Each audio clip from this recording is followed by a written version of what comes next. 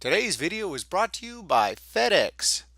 To get quoted a great price for shipping your items and then get charged quadruple without being notified, use FedEx.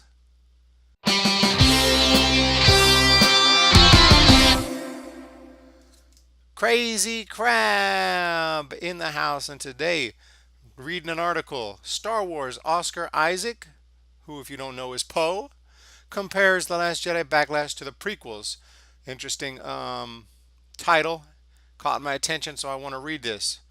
Um, so far, I'm not mad at him because there was some black backlash during the prequels, and I was part of it. So let's take a look.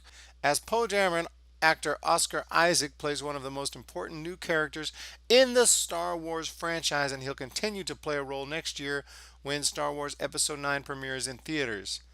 Isaac is not ignorant to the criticisms heaped on the franchise after the last installment, as Star Wars The Last Jedi was one of the most divisive of films among longtime fans. Oh, that's good to know he's not ignorant of that. I don't think any of them should be, unless they're just completely blind or living under a rock. But the actor isn't paying attention to the negativity. Luckily, since I'm not directing, producing, distributing it, good job. I don't have to worry so much about fan expectations. Correct. Isaac told IndieWire also, not all fans have the same expectations. That's correct. Interestingly enough, though, my expectations were not like through the roof. I did think the movie was going to be good. I was excited for it, but certainly wasn't expecting, an all-time classic. Was just expecting something really cool with a good story and something that made sense, something that wasn't going to be completely, absolutely stupid. That's all I was expecting. And it was completely, absolutely stupid. Isaac likened the fan backlash to the reaction the received by the prequel movies when George Lucas directed them. People had very strong feelings, but there wasn't as much of an organized way to speak out about it. I said kind of something similar, noting the major change in how fans interact nowadays. People that run blogs and websites need content, so it's like there's some content. 5 people on Twitter, hundreds, whatever it is, then you make it into a story. The actor also recognized that not everyone is going to enjoy everything, especially in the Star Wars galaxy. Yeah, I mean, overall, though, he's just kind of defending it. He's defending it with these things. I'm not saying come out and do the opposite. I mean, if I was, honestly, if I was an actor in this movie, say that they hired me to be in The Force Awakens and then they brought me back for this movie, um, I would realize this movie's crap and would probably just keep my mouth shut. Just wouldn't say anything. And if asked about it, uh, if asked about it, I would just say, yeah, a lot of people obviously hate it, and that's just the truth. So that's it. People ask what's my opinion. I'm gonna say I'm an actor. My job is to play a role in the movie, and I did that. Not to criticize or evaluate the movie. If you want to stay, under the radar, not get a bunch of, you know, not come out there with strong opinions. That's what I would say. But this guy wants to come out and kind of defend it. You make a movie and people are supposed to like it or not care about it. Isaac added, those are the only three options. So it's not shocking that one of those things happened. Yeah, one of those things happened. Well, actually, all three of them happened. Some people like it, some people don't like it, and some people don't care about it. I think that I'm in the second category. I do care about it, well, at least I did when it was coming out, but I did not like it. While fan reaction is one thing, there is a real concern among Disney executives about the sustainability of the franchise.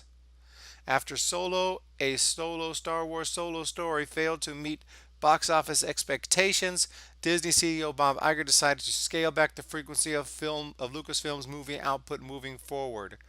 This is just kind of an excuse to explain why this movie did poorly. I believe it did poorly for two main reasons. I'm not going to blame it all on the fact that The Last Jedi was crap and fans are pissed off, and well, you can also tie into that the way that they treated the fans, insulting us, and it's crazy. Although that was a big part of it, but also nobody wanted a solo movie. Nobody wanted to see a Solo movie. We would have been much more interested in something else. So, a bad idea for the movie, and then after The Last Jedi, it's not surprising. I don't think it's so much the frequency of the movie output, because it wasn't that frequent.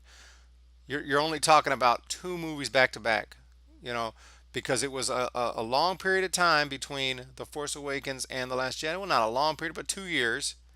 That's plenty of time. And then, yeah, they brought out another one pretty quick. Shouldn't really matter. It's not like there was 5 or 6 in a row every 6 months. Boom, boom, boom, boom. It was two. Grand total two. And your second one failed. That's how bad that's the excitement level of Star Wars? I don't think so. That's the excitement level of Star Wars after you picked this movie to make, and then you put out that crap called The Last Jedi, and then you treated the fans like crap. I made the timing decision, and as I look back, I think, oh, we've read this before. Too much, too fast, blah, blah, blah. That was the quote from Iger, just making excuses. Fans can expect the next installment, Star Wars Episode 9, to premiere in theaters December 2019. And we'll look forward to that. So, anyway, so Oscar Isaac comparing it to the prequels. Yeah, the prequels got a lot of backlash as well. I was not happy with the prequels, but they were definitely better than. The faults in the prequels, I would say, are not as egregious as the faults in The Last Jedi. Although I thought the faults in the prequels were pretty egregious at the time, and I still kind of do. But they're so much more watchable than The Last Jedi, and I can still enjoy them for what they are, unlike The Last Jedi. I can't enjoy that for what it is because it's just crap. These are coherent movies that have a coherent plot, that have characters that I do enjoy, that have scenes that I do enjoy. Talking about the prequels, um, I didn't like the fan service in them because I thought it didn't make sense. Having, for example, Yoda and Chewbacca knowing each other, I thought was stupid. But overall, they were okay. Yeah, the CGI used to be something we complained about. There was just too much CGI. Went overboard with that. I think that's. I don't know if that's a real major complaint as far as like hating a movie, not wanting to see it because there's too much CGI. I mean, that's just an opinion. I felt there was a little too much CGI, but um, especially at that time, the CGI wasn't quite like it is now. Looked kind of video game-ish at times. So it was just kind of not my favorite thing, but it's not something I'm gonna hate the movies for. What I really didn't like them for was mainly for the fan service. Some of the dialogue was wooden. It wasn't the best. I mean, we all know the problems with the prequels, but they just, in comparison to The Last Jedi, the prequels are awesome. And that's how I feel about it. And I can't believe I'm saying that. I can't believe a movie came out that made the prequels look great. That is a absolute accomplishment.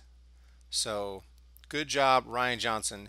You achieved something I thought was absolutely impossible to achieve. So, thank y'all for joining me. Hope you enjoyed this little short video about the comments by Poe on The Last Jedi.